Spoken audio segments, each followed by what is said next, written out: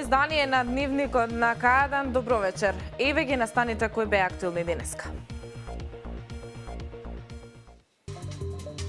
Две сообраќајни несреќи во нашиот регион. Едно лице загина, 3 се повредени и едно без последици.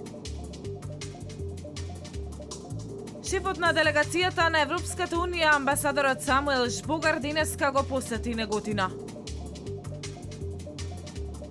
Општина Кавадарци во изминатите 4 години инвестираше повеќе од 15 милиони динари, финансии вложени директно во спортот.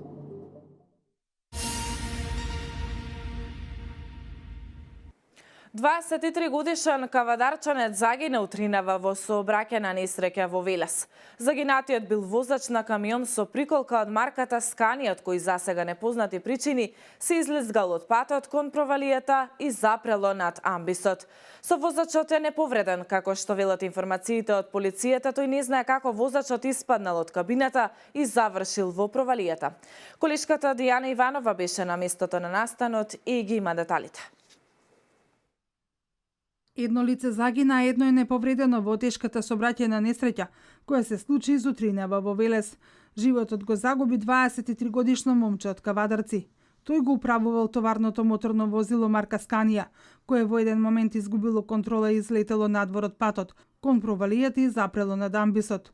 Совозачот е неповреден. Според информациите од полицијата, тој не знае како возачот испаднал од кабината и завршил во провалијата. Заедно со него што патувал и тој во моментот не може да потврди како се случило се, дали самиот скокнал од возилото или од узерот излетал и страгата е во тек. Овие информации ќе ги добиеме од обвинителство по завршувањето на целосната истрага. Во извлекувањето на телото и предавањето на итната медицинска служба учествувале тројца пожарникари. Се симнаа во провалијата што беше 15 метра, значи помогнаа со носилка да излечат жртвата на приступачно место каде што го превзема брзата помош, односно персоналот, докторите и шофера, за да го пренесат до најбрзо што можеме го да оставивме до нив и они го пренесоа у болницата. И покрај напорите на лекарите од Велешката болница да се спаси момчето, тоа набрзо им поодлегнало на повредите и починало. Јавен обвинител од Основното јавно обвинителство Велес и увидна екипа на секторот за внатрешни работи Велес изврши увид на местото на настанот. Истрагата е во тек, велат од СВР Велес.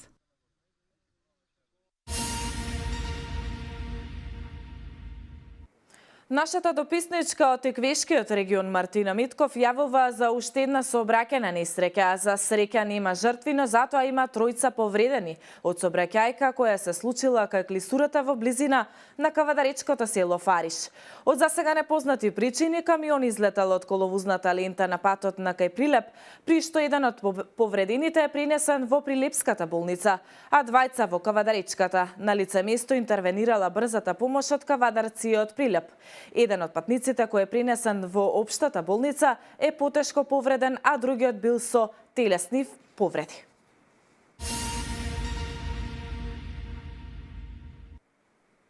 Шефот на делегацијата на Европската унија, амбасадорот Самуел Жбогар, денеска го посети Неготина како дел од кампањата Европската унија за тебе.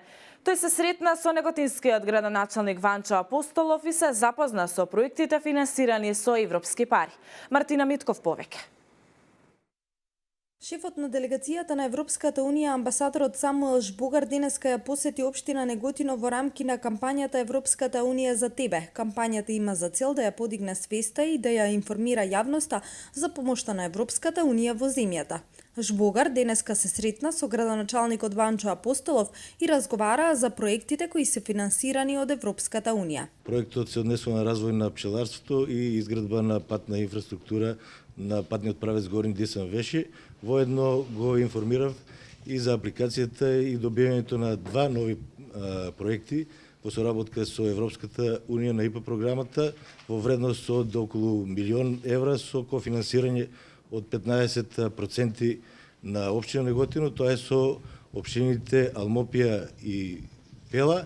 Тоа се проекти во однос на енергетската ефикасност, каде што ќе го имплементираме заедно со гимназијата Свети Кирил и Методи и другиот проект заедно со јавното комунално предпријатие Комуналец. Бенефитите од реализацијата на двата проекта ќе ги користат сите граѓани на општина Неготино, нагласи Апостолов.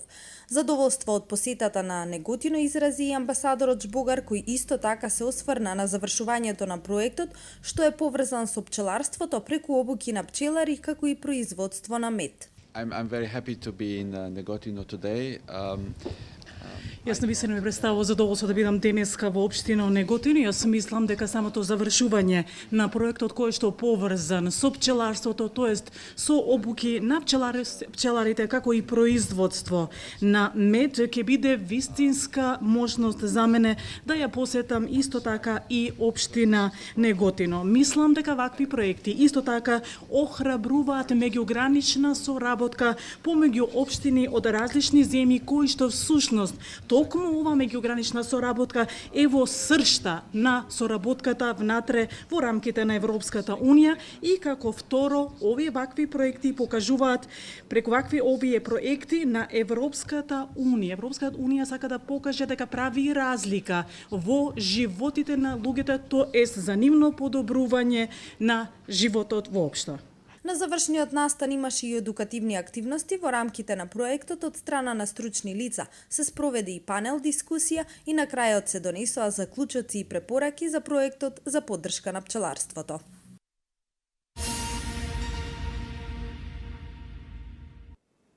По 4-дневна пауза поради великденските празници, вчера вечер по 49 пат велишани испаднаа на улица да го искажат своето незадоволство и со поддршка на граѓанската иницијатива за заедничка Македонија. Не се откажуваме од се што е македонско. Не се откажуваме од грбот, името, уставот, од химната на Република Македонија. Тие ни се свети работи. За тие работи нема преговори. Македонија останува унитарна држава за сите кои што живеат тука. Ова се само дел од пораките кои вчера вечер ги испратија поддржувачите на граѓанската иницијатива за заедничка Македонија. Велат на улица остануваат се додека не се исполнат нивните барања. Ги имало повеќе, но наизначајни се отфрлање на тиранската платформа, попис и предвремени избори. Човек кој не сака да ти го изговори името, ќе ти дава препораки за излез од кризата. Не благодариме! Ние си имаме свој препораки за излез од кризата. Тоа се попис па избори. Тоа се единствените решенија. И од тоа не отстапуваме. Црвено-жолтите линии се нашата определба, велат поддржувачите на граѓанската иницијатива. Остануваат сплотени и единствени во намерата да истрајат, да ја сочуваат зидните генерации. Македонија, онаква каква што денеска тие ја имаат. Имаме и обврска да го зачуваме нашиот македонски јазик. Идеите за двојазичност и промоција на албанскиот јазик на исто рамниште со македонскиот не може. Нема ни да ни дадат ништо добро, исто како и промената на грбот, химната, знамето и останатите државни символи. Велешани уште еднаш од предспоменикот на Рацин и Линденските војводи. Испратија поддршка за председателот Ѓорги Иванов, за кого вела дека влегува во историјата на Македонија како еден од главните стожари за наменување на уставот на државата, но и на изедначување на македонскиот и албанскиот јазик.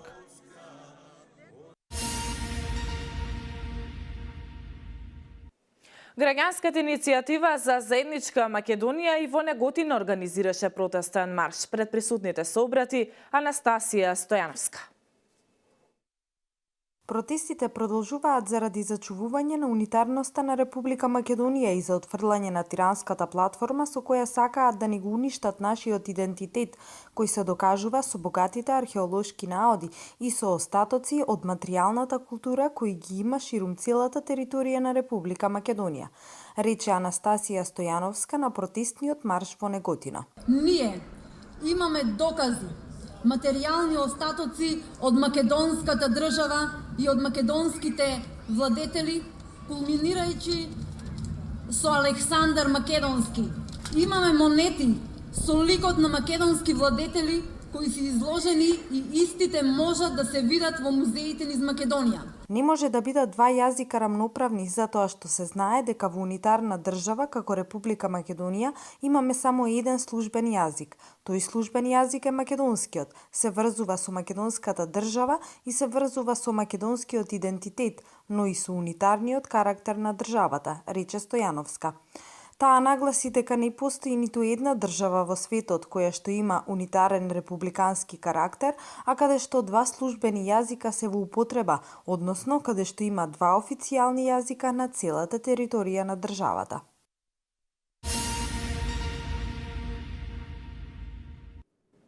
Дојдено е време вашата земја да се придвижи напред. Сметам дека е време да се формира единство, да бидат сите обединети околу една иста цел, порача евроамбасадорот Самуел Жбогар од Неготино, одговарајќи на новинарско прашање за моменталната ситуација во Македонија. Тој додава дека крајно време и владата и опозицијата да почнат да се слушаат меѓусебно за да бидат единствени. There is always time. Како што веќе кажав, мислам дека секогаш постои вистинско време за многу прашања. Имаше време кое што беше одделено за самите избори. После имаше време кое што беше одделено за дискусии, за дебати после изборите. И после тоа дојде време кога требаше да се одржи една дебата после изборите. Мислам дека сега е време да се постави самата потреба за формирање на самите институции. Мислам дека е дојдено време кога сите во вашата држава треба да научат една лекција. Мислам дека е дојдено време да се оформира единство во вашата земја. Околу да бидат сите обединети кон една иста цел. Така да мојот став, мојата проценка е дека дојдено е време вашата земја да се придвижи напред, да се формираат државните институции, да се избере спикерот на собранието и самата влада да се формира. И мислам дека е дојдено време и владата и опозицијата, како и сите луѓе во вашата земја, да почнат повеќе да си се слушаат помеѓу себе за да бидат единствени. Мислам дека сето тоа е многу важно за иднината на вашата земја, за еднината на процесот на Европската Унија, процес за кој што сите сме заинтересирани да продолжи.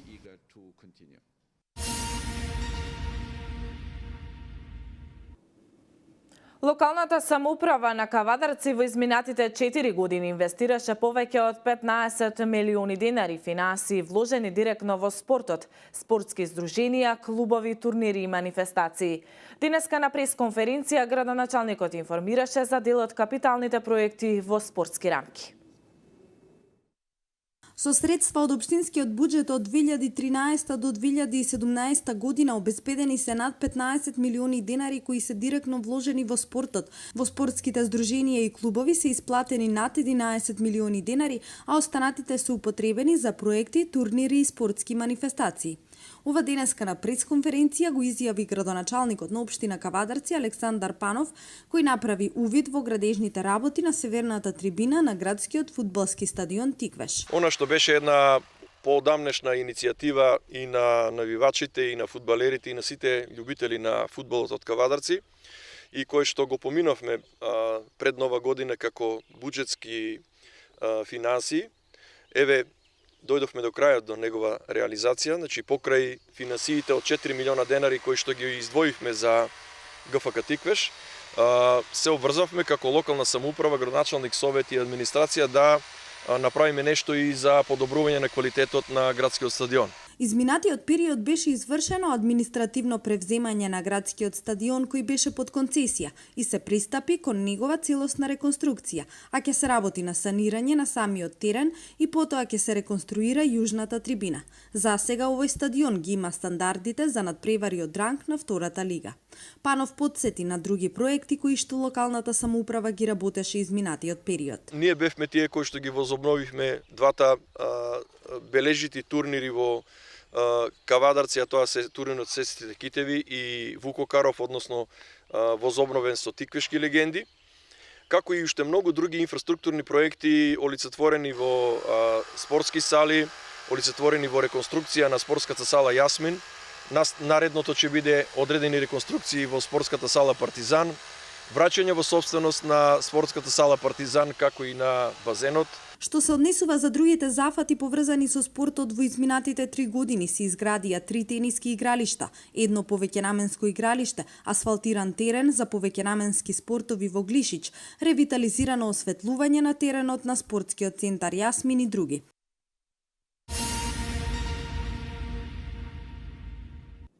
Во просториите на општина Велес денеска се одржа работилница на тема мирно решавање на работни спорови и медиација. Организатор на настанот е локалниот економско-социјален совет. Неутралност, ефикасност, доверливост, правичност и еднаквост – ова се дел од принципите и начелата врз кои се темели мирното решавање на работните спорови. Следење на политиката на вработување, безбедноста и здравјето при работа на работниците, промоција на колективното преговарање, се само дел од областите на кои работи и ги застапува локалниот економско-социјален совет на општина Велес. Во таа насока денеска се одржа работилница од областа мирно решавање на работни спорови и медиација. Како совет, локално економско-социјален совет дополнително следи и функционирањето на образованието на територија на општина Велес, се со цел запознавање на младите лица, на вработените и на невработените лица во општината со нивните права од работен однос и тоа како истите можат поефикасно и поефективно да ги остварат. Ваквите работилници даваат можност за стекнување на дополнителни информации, особено на младите, поврзани од областа на мирно решавање на работни спорови и медиација и користење примери од добра пракса, смета Илија Манасиев, медиатор.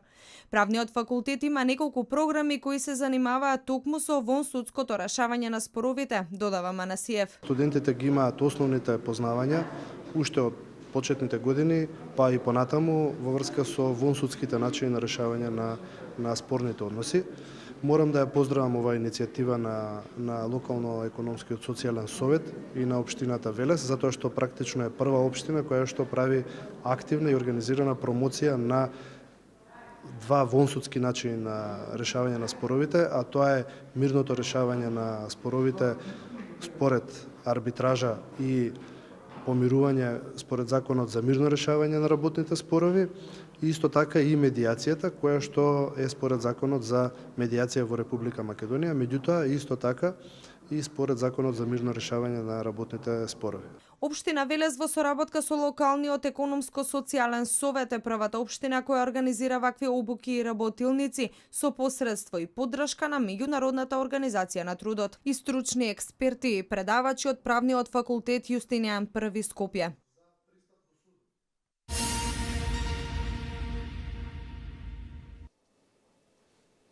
Температурите, посебно утринските, кои во наредните денови ќе се спуштат и до -4 степени, можат да бидат катастрофални за овошјето и виновата лоза, предупредуваат агрометеоролозите.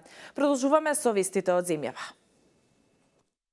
Македонската економија годинава ќе има раст од 3,2%, а до година од 3,4%. Вака предвидува Меѓународниот монетарен фонд во најновата економска прогноза.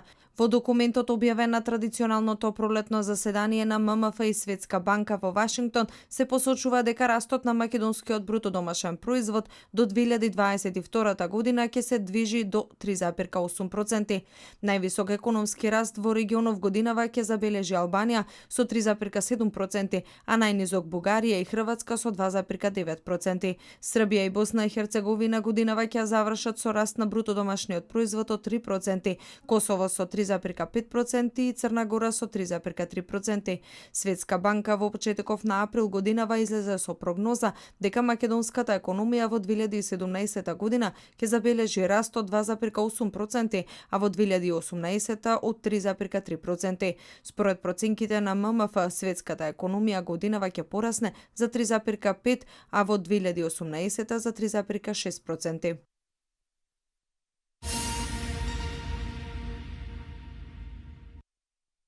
Ниските температури во пролет сериозно може да ги загрозат овошките и виновата лоза.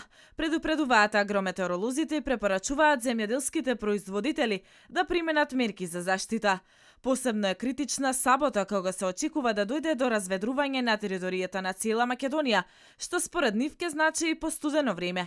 Затоа препорачуваат превземање соодветни и навремени мерки за заштита. И минус 0,5 степени може да предизвикаат штети кај овошките кои веќе имаат формирано плод или кај овошките и виновата лоза кои во овој момент се во ниски фази на развој, почеток на вегетација и појава на првите листови и цветови. Мерките за заштита се веќе познати. Третирање со препарати против мрзнење кои може да се користат и во денови кога има само неколку часа сончеви периоди и се со продолжено дејство. Класични методи за зачатување со палење растителни отпадоци или оросување со вештачки дожд, доколку има инсталиран систем за наводнување додека температурите се негативни. Околу 2 часа пред изгревање на сонцето и 2 часа потоа, додека не се постигнат позитивни температури, ова го истакна агрометеоролозите. За есенските посеви и промената на времето не е критична. Проблем може да има само во градинарството, на отворено или ако просторот не е добро заштитен кај покриените култури.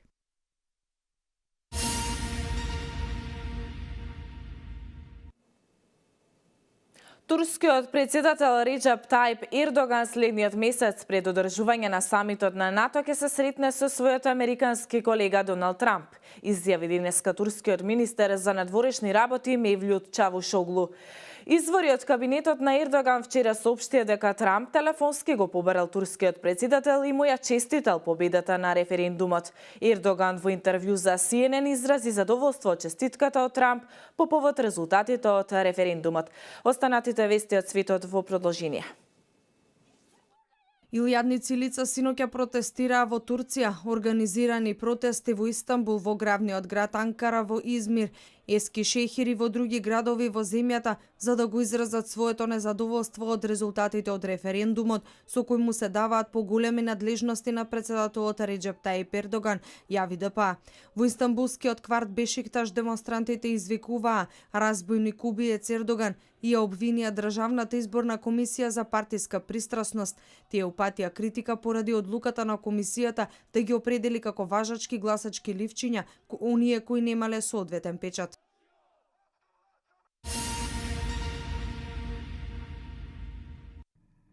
Потона руски товарен брод со 12 член екипаж во Црно море, соопшти регионалната канцеларија на Министерството за вонредни состојби во Автономна република Ким. Бродот Герон Арсенал, кој пловел под панамско знаме, превезувал жито од Азов за Турција. Екипажот се состоел од 12 лица, 9 мина украинци, 2 руси и 1 грузиец. Во тека спасувачка екипа, еден од членовите на екипажот бил пронајден и качен на брод, а неговата состојба оценета како добра. Други 4 морнари се локализирани во морето со појаси за спасување. Товарниот брод потонал за време на бура, во која брзината на ветрот била над 70 км на час.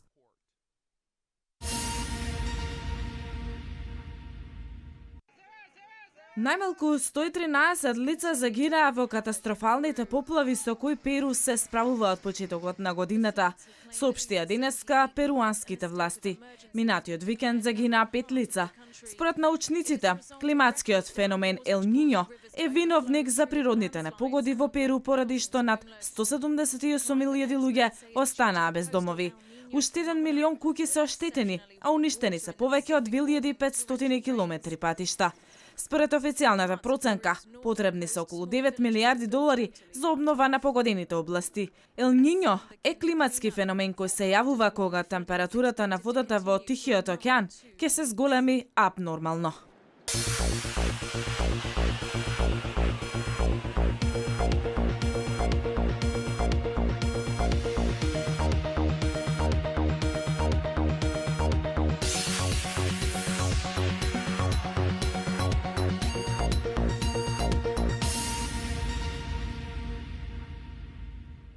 После спортските вести продолжуваме и со информациите за времето. Денеска имаме облачно време проследено со врнежи од дожд.